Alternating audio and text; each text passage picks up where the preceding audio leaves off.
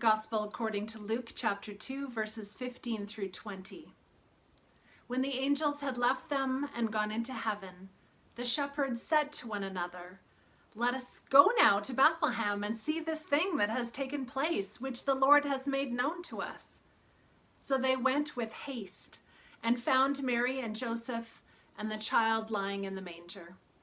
When they saw this, they made known what had been told them about this child, and all who heard it were amazed at what the shepherds told them. But Mary treasured all these words and pondered them in her heart. The shepherds returned, glorifying and praising God for all they had heard and seen, as it had been told to them. This is a poem by George MacDonald called Christmas, 1884. Though in my heart no Christmas glee, though my songbird be dumb, Jesus, it is enough for me that thou art come. What though the loved be scattered far, few at the board appear? In thee, O Lord, they gathered are, and thou art here. And if our hearts be low with lack, they are not therefore numb. Not always will thy day come back, thyself will come.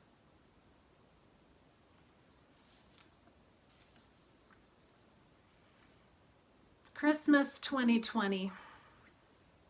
Dear friends, each of us go through changes day by day and year by year, but this year has really gone too far. And this Christmas may be more difficult for many of us than the Christmases of years past. Many of us are physically separated from loved ones, unable to travel or receive visitors, or enjoy the simple pleasures of sharing a meal and good company. Many of our seasonal pleasures just didn't happen. The Christmas concerts and plays, the caroling and craft fairs, the crowded malls, the visits and hugs. And after 9 months of postponing weddings and memorial services and graduations, we come to Christmas Eve with closed church buildings. Many of us are really missing gathering as church communities to listen to the stories around Jesus' birth, to sing heartily the old carols, and to simply share space with other believers, yearning to catch a glimpse of the magic of the season again. It was heartening then to read George MacDonald's poem and be reminded that separation from loved ones is not something new, nor is privation or loneliness. And it was cheering to watch the music video from the UK reminding us that even in the strangest times, God comes to us and to all. It may be even more comforting to remember the stories of Christmas we read about in the scriptures are stories of discomfort, of fear and strangeness. Despite our beautiful nativity sets and painted Christmas cards, the gospel writers wanted us to know that it took bravery to stand face to face with an angel, and even more bravery to say yes to becoming part of the good news that God was sharing. Mary and Joseph and the shepherds, and later the Magi, were drawn into this strange new story God was telling about turning the world upside down.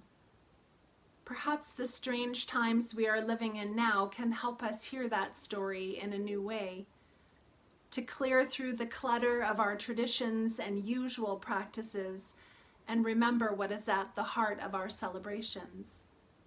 There's nothing like isolation to teach us the value of loving relationships, and nothing like safety protocols to make us long for the ease and comfort of human touch, or a friendly smile, or the ability to be physically present for others in their need. And as Anne Weems reminds us, our God cannot be contained by our rituals, our stories, or even our churches. Our God breaks through barriers and comes to us again and again to remind us that we are worth it, we are loved, and so is this hurting world and all its creatures. Rejoice, my friends.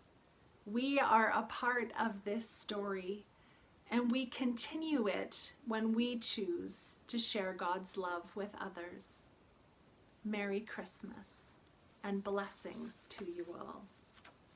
Let's sing together, Go Tell It on the Mountain.